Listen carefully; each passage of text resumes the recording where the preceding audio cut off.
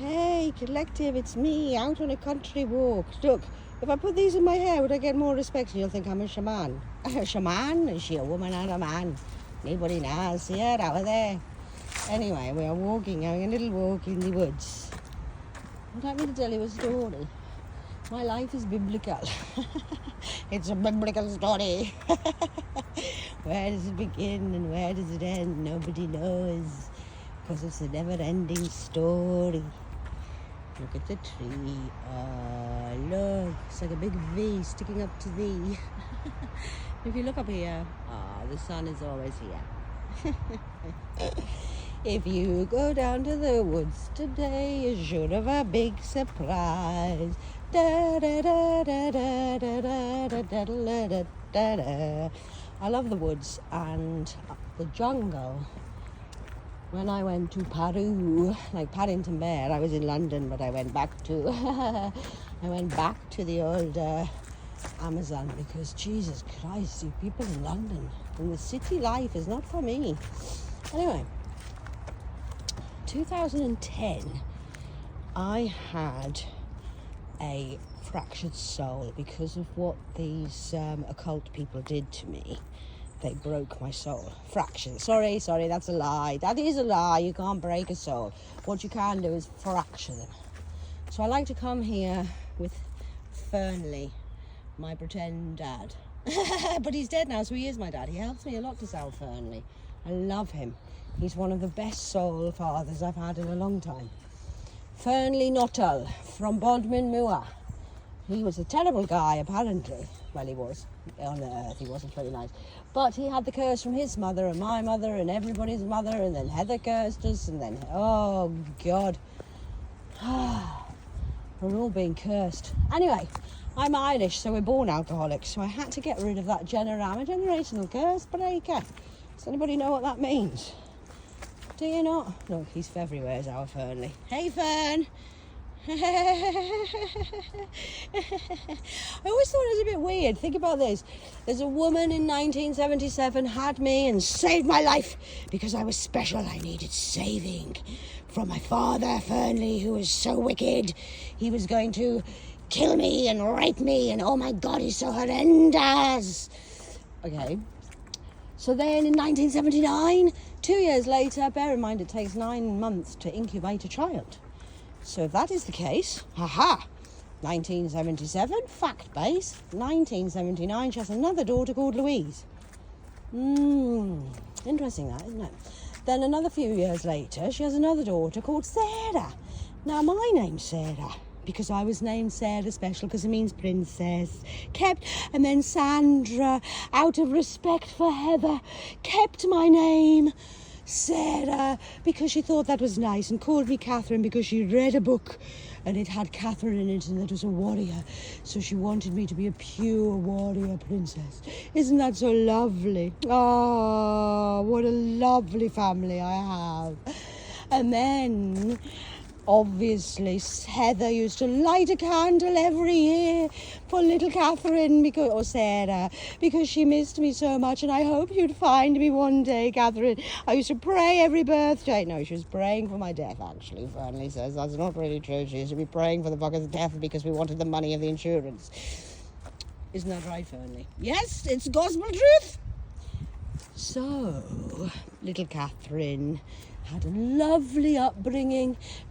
Gorgeous 2.4 family, brother called Andrew from Redruth. I was from St. Austell, the Cornish ways. And he was 4 years younger than me. I was so excited. So I said, what should we call him? What's he called, Mummy? What's my brother called? And my mum says, we haven't got a name for him yet. I was like, okay, so you've adopted a baby that's took a year, but you haven't got a fucking name to call him. Or 4 years. No. So I said, we've got to call him Andrew. Jesus' first disciple was called Andrew. Did you know that, biblically speaking? Holly and the ivy. Anyway, then I was a lovely idyllic childhood. I went horse riding, I had gymnastics, I was going to be a professional swimmer. They fast-tracked me because I was going to go in. I couldn't do it, I hate competition. I've always hated competition. I went to the galas and, oh my God, I said, I'm leaving. My mum said, you can't leave, you're really good. I said, I hate it. Same with gymnastics. They put me in gymnastics competitions. I said, I'm leaving, I hate it. But you're so good at it. I hate it. I'm not doing it. I've never liked competition. Never. So I left. Failed at everything. Failed at life. Failed my parents from a 2.4 family with so much money and so much... My dad was in the Navy for 27 years and he was such a respectable man of the community. And then they brought me up from Hampshire when really my dad was from Pennywell in Sunderland, and he was... that's one of the worst council estates, used to be, in the 50s. And he went down to Hampshire, got a whole new accent, you know, darling, and spoke all lovely, and became a chief petty officer in the Navy, and was such a respectable man from the city. Ah, okay, sir, that's really nice, isn't it? Yes. But I was the sinner daughter from the council house. I was horrendous. I started my periods, and then I went to, oh God, I went in and got in with the drink and the drugs, and I left home. My father and mother couldn't handle me. Uncle Harry had to chase me up the stairs. Well, hello, Harry, Emma-san. Had to chase me up the stairs one night because I was so out of control that he tried to drag me down the stairs by my ankle and banged me all the way down the stairs. And I said, fuck you all, I hate you all, and you're not even my fucking father. I said this to my dad, Keith. And how dare I be so disrespectful? You can't be controlled. Because I used to run away all the time. I hated it because I was being... anyway, lots of things were happening behind the scenes of the white picket fence of the lovely house. And they put me into a children's home in Catchgate. And I was only meant to be there for a month. My granddad says, she can come and live with me. My dad says, you can't live with her because you've got a bad heart, Ephraim Jones. So my granddad was mortified by this stage. He says, she can come and live with me. She's all right. She'll be fine with me. She's all right with me. It's you she hates. No. I'm not allowed to go and live with my grandpa. So I went into the children's home, and then my father says, you can come home now. After 4 weeks. I said, I'm sorry, I'm not coming back. And he said, well, what do you mean? And I said, I'm not fucking coming home. I don't want to live with you anymore. I'm never coming back home to you lot again. Ever. So I've never been at home since I was 14. A rebel without a cause.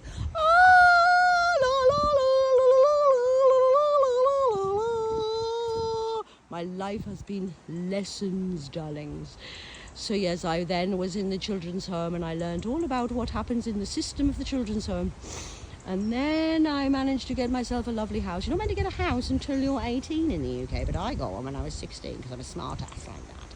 Which then I then got seeded. I wanted a baby, by the way. I planned it myself because I did think, or did I, that if I had a baby, then it would be brilliant. I'll have something to love and I'll have a friend for life, please. Yes, I need a baby because I'm surrounded by fucking vampires in this Lost Boys city. And then, oh dear, that wasn't true. I was living out Heather's life because Heather's family are the sinners of the sinners, and it's her who has a family of mental health and drink and troublesome ways. Heather's still an alcoholic and she's 60 odd. I don't drink, but isn't that funny? Isn't it funny? And I hate hypocrites through my life. I can't take notice of somebody who tells me for 25 years he drank a bottle of whiskey, did our Keith, and told me every day what an alcoholic disappointment I was to society, and he drank alcohol and a full bottle of whiskey every night for nearly 25 years. And Heather's 60 odd now and she still fucking drinks. Fell asleep on the kitchen floor 2 years ago. But don't tell Sarah because she doesn't know. But I can tell you, Catherine, because you're just like me. I see. Yes, I do see. Do you see? Do you see? Oh, lovely. We all see. Say. Isn't it lovely? I'll be back with a part 2.